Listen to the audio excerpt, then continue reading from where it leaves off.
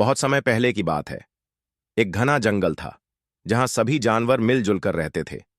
लेकिन पिछले कुछ दिनों से जंगल में बहुत अशांति फैल गई थी।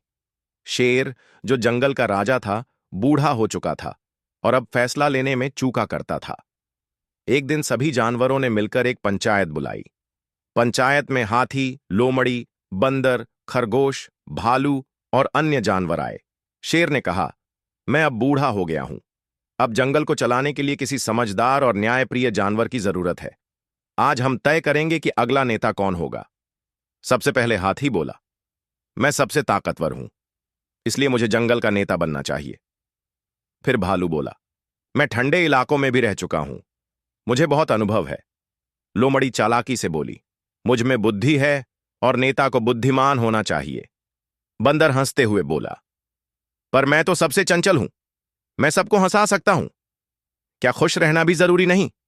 इतने में एक कोने से खरगोश बोला, नेता वही होना चाहिए जो दूसरों की बात सुन सके, उनके दुख को समझ सके और सभी के लिए न्याय कर सके। ताकत, अनुभव और बुद्धि सब जरूरी हैं, पर सबसे जरूरी है दयालुता और निष्पक्षता। सभी जानवर चुप हो गए। उनकी आंखें खुल चुकी थीं। अब उन्हें समझ आ गया कि केवल ताकत या चालाकी ही नहीं, बल्कि एक अच्छा दिल और सबकी सुनने की आदत भी जरूरी है। शेर ने मुस्कुराकर कहा, खरगोश की बात में सच्चाई है। हमें मिलकर एक टीम बनानी चाहिए जिसमें हर जानवर की खासियत का उपयोग हो और सब मिलकर जंगल को चलाए। उस दिन से जंगल में सामूहिक नेतृत्व शुरू हुआ। अब कोई एक राजा नहीं था, बल्कि सभी जानवर मिलजुल कर फैसले लेते थे और जंगल में फिर से शांति और खुशी लौट आई।